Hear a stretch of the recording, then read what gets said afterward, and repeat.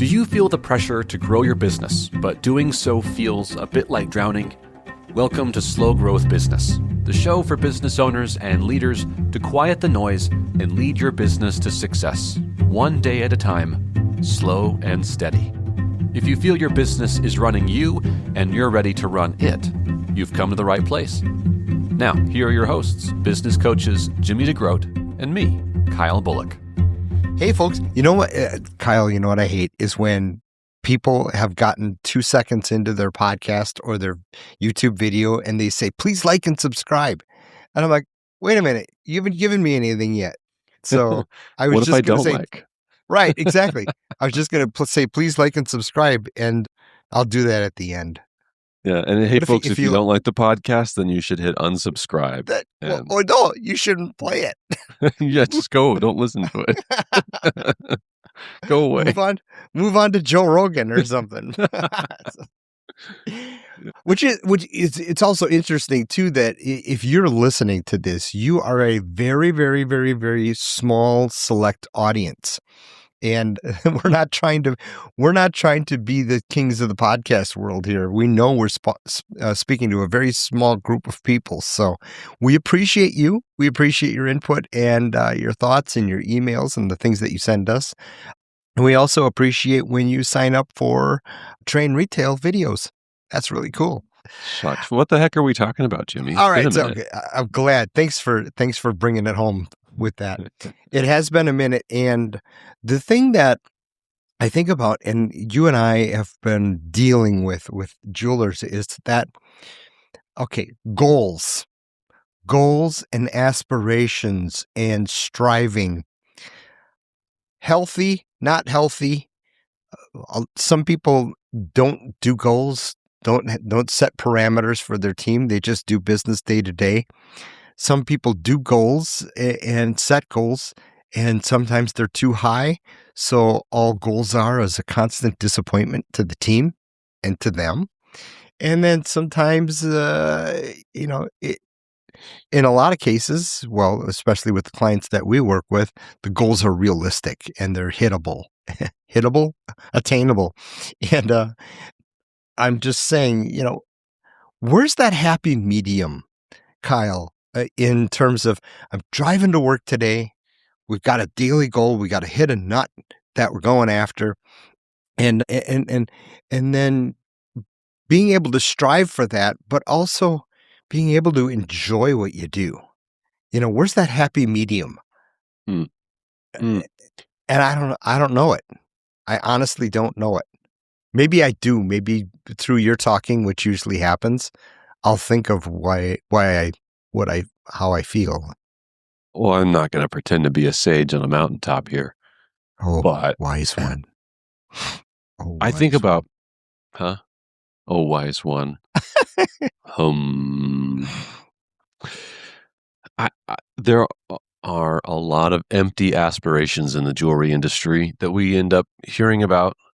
I say empty aspirations because if you ask a jeweler, when we do, what are your goals? They go, I want to beat my numbers last year. I want more in the account. Some of them will be like, everything's amazing all the time. I've hit my goal all the time, every month. And those are the people you go to trade shows and you're like, they must be doing so well. They're innovating all the time. Business is perfect all the time. Everything's great. And they're always one up in the goal, and you're jealous because you want to be like them. And Jimmy and I can tell you with little experience that those companies have plenty of issues that they don't talk about. They're not always as rosy as it sounds. I just think that at the end of the day, there's a lot of empty aspirations because there's not a lot of clarity in what exactly the goal is besides we're going to do more. We're going to sell more. We're going to do more. We're going to beat last year's numbers. That's the goal. But what the heck does that even mean? Exactly. What do you care? And this is also unfortunately an industry where you can make really good money in jewelry, and you can be content, but you don't ever enjoy it, nor do you know that you could and you should. What I mean is, we encounter this all the time. So many jewelers do not know what your net profit is at the end of a month, let alone know that you should take it out. You should take out net profit out of your company every quarter, guys. Every quarter, you, the owner, should be also getting your salary, and you should be getting a profit check. If ODP. at period. Yeah. Like you should. Yeah. And if you're not, and you don't know exactly where you are today, and all you're with that, and you're just going, well, we just beat last year's numbers. We want to do more, sell more. And it's like, for what? You don't even know what you're doing. Right. But meaning you don't know what you're working towards or what the fruit of that labor is. You just want more because you want more. And I think some of the best goal setting I've been offered in my career, in my life, has come from people who've asked me the question first, so what's enough? Mm-hmm. What's enough? Yeah. And also, too, I think some of us can get hung up on top line sales, as opposed to what's our margin, what's our average sale. And to me, in what you and I are doing, I find it more attainable, more fun, more challenging to, hey, how can we raise our average sale? How can we raise our profit on this, profitability? You and I, we've seen stores under 50%. And, that's a red swirling light right there. So I think it's not, based upon what you're telling me, of course, and how I'm thinking of this, I know it's not. I think top line sales can be an unattainable or a miserable thing to strive for, It sure can be, right? rather than lifestyle, peace of mind, profitability, your team, all those other things. And this, and again, when are you satisfied? Mm-hmm. Yeah. There was okay. So I'll digress with a story, and then you drive it home with the goal setting. I think I've talked about it on here before, but there was a big sale. Well, I'm going to call it a sale. It was an economic development project that it involved. I think ended up being about 18 months of work to do the sale. So everyone who's listening to this, if you're doing jewelry sales and you sit with a client for a couple hours, you go, well, that was a long sale. This one was 18 months of sitting with a client over and over and over. It was not a jewelry sale. It was an economic development project. Right. So basically, this company is going to relocate and put major enterprises in this place that we're trying to get them to go to. Now, in the end, in the first year, it had a $30 million economic impact to the area once it got up and running. Okay, so $30 million every year, probably $50-60 million once it gets up and going. That's a big sale. I remember sitting in the in the CEO's office. It was me and the CEO of our economic company. I was the chairman of the board, he's the CEO. We're about to close the deal. The next day or that day, we had inked the deal, signed the papers with this company, and it was all a go. And as I'm sitting there with him, I'm looking at him and he's looking at me. And I go, are you feeling what I'm feeling? And he goes, yes. Disappointed. And I said, yeah. Why do I feel that way? And this is a man who has a lot of wisdom on me. He goes, because you enjoy chasing the rabbit.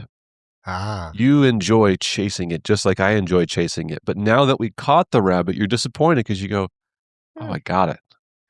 And so he goes, the problem is you're going to leave here and nothing will be as exciting as that chase. So you're going to want to go look for that chase again. And doggone it, he was right. Once you do something of that big magnitude, you go, yeah. Oh, I just want to do it again. But the only reason I want to do it again is because I was addicted to chasing. I don't actually want to complete it. Okay. And I would say that is what I see in jewelers so often. You're addicted to the work because you say things like, oh, I love the job. It's great. It's fun. I love the job. No, you don't. You're addicted to it. If you love something, you do it with temperance. You know when you can walk away from it. You know that there are times where there are other things more important. Moderation is key. But if you find that you're at your desk every single day because you enjoy, I love it, I've been doing it for 40 years and I don't ever want to stop. You're addicted to it and you're addicted to the chase.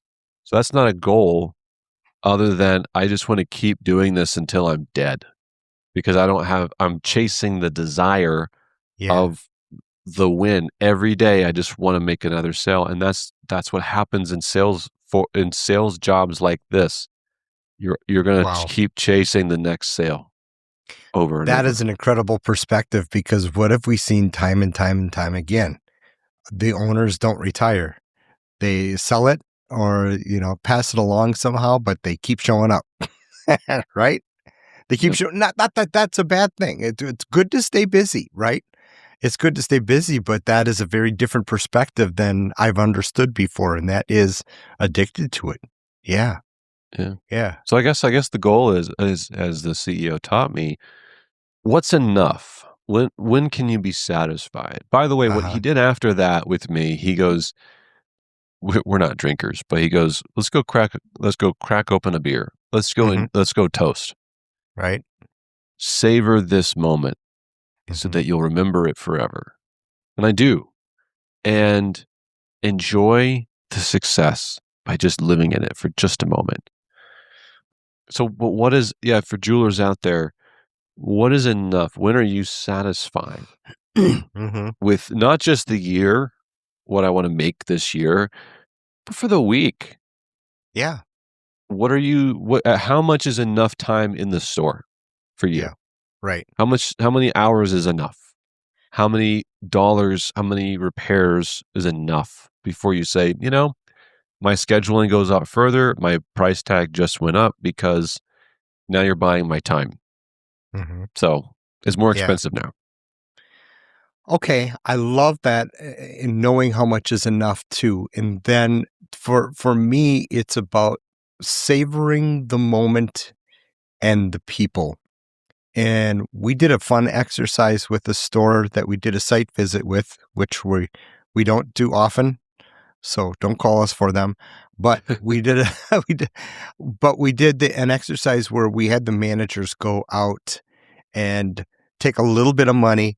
We went to Target and we asked them to buy something for each person that kind of was akin to their superpower or what they liked and appreciated most about them.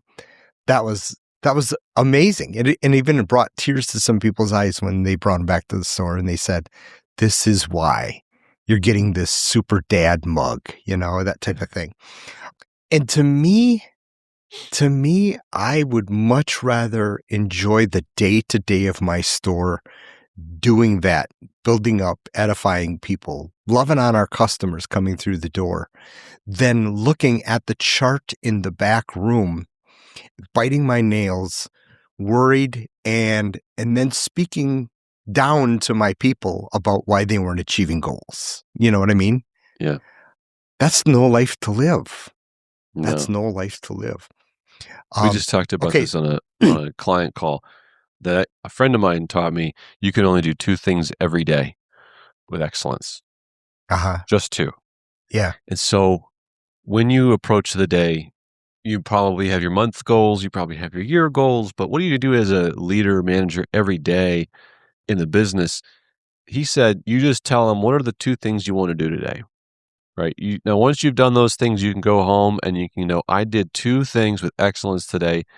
And in a year, if you do two things every day for a year, you'll take hundreds of steps towards the ultimate goal. That's pretty fantastic. But today you Yeah. just need to take two. So you would ask me literally, what are your two priorities for today?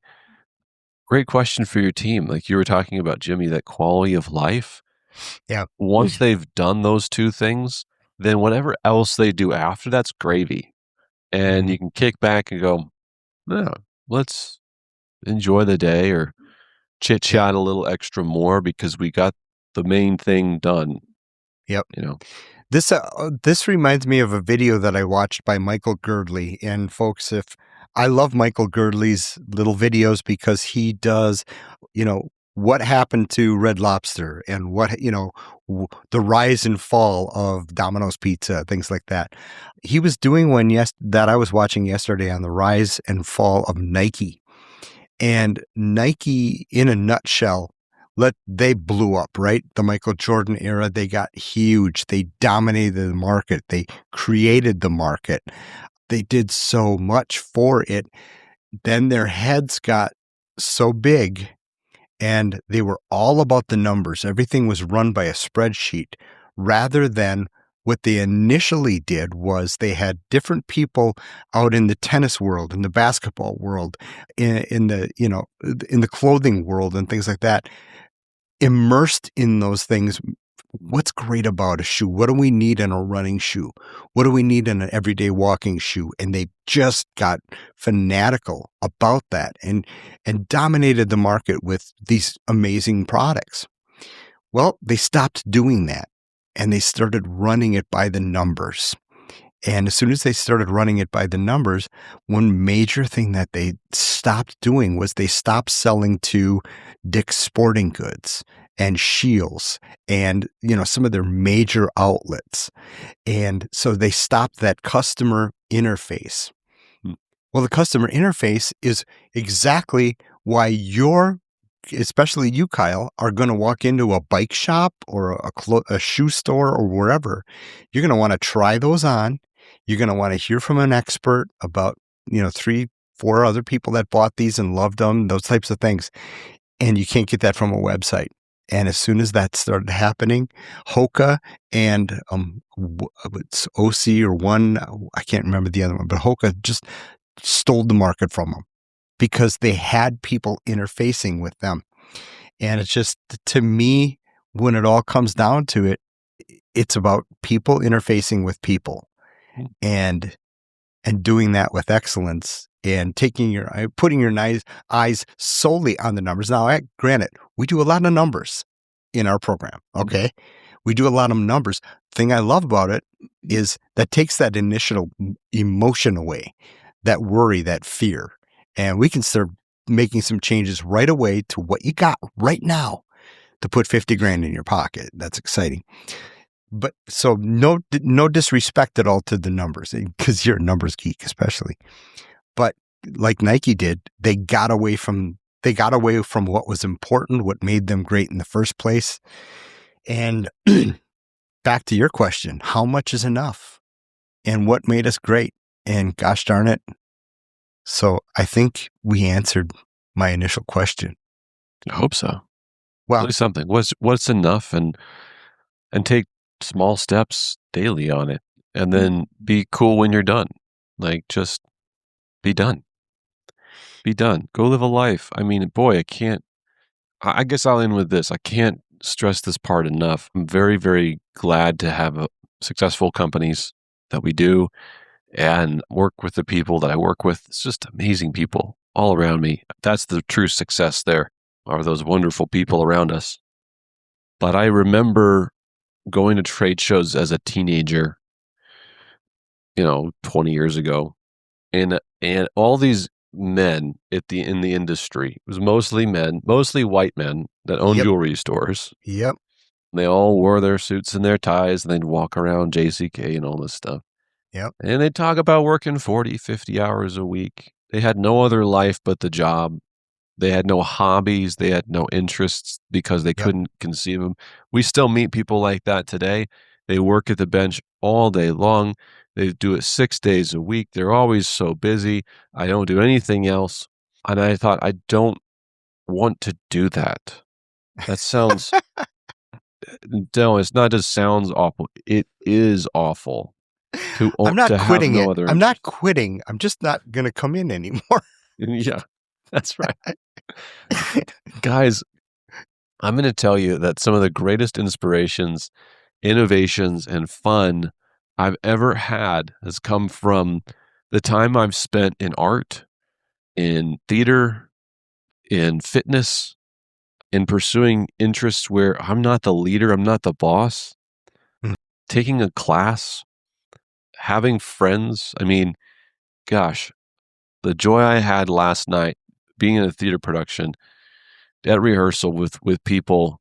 I'm not in charge. I'm just a guy with everybody else in the choir, and we're talking and we're laughing, we're having fun, and the pressure release valves in my life just chill. Yeah. And I can chill. My friends who are listening to this, go have a life. And if you just spend all your days working, you will miss out on all the wonderful innovations that exist. And the way that you get there is by telling yourself very clearly, this is enough. When I've worked, this is enough for me and my family. Yeah. And for my team. Then be done. But then you filled your gas tank over here. Makes you better over here. It makes you Always. better with what we're doing right now. It makes you all around. Yeah. So Well, that's you're going to do that in a moment when we balance. shut this off. You're going to go walk with your beautiful bride. Go for a 3-mile walk with my wife. It always fills you up, and you're always happier as a result. So everyone go know what your enough is, and then go live a wonderful and happy life this week. You'll be better for it. Yep. This is a good question, Jimmy. I like this one. Okay, good. It's been on my heart, on my mind, and it's good to be talking to you folks again. Haven't done it in a while. So, hey, please like and subscribe. We need it. We need the help. Very, very small audience here. So pass us along to somebody else. And if you like what we're talking about, hey, we talk to your teams every single week with repair training, product training, management training, and sales training, all via 10, 15-minute videos every single week on trainretail.com. Give it a try, and I'll let you in on a little secret here. It won't cost you a dime if you use free month as a coupon code. Free month. That's all lowercase, all one word. Free month. You can try it for 30 days. Go sailing. Have fun. But don't focus on it too hard. Right? All right. Good talk, Kyle.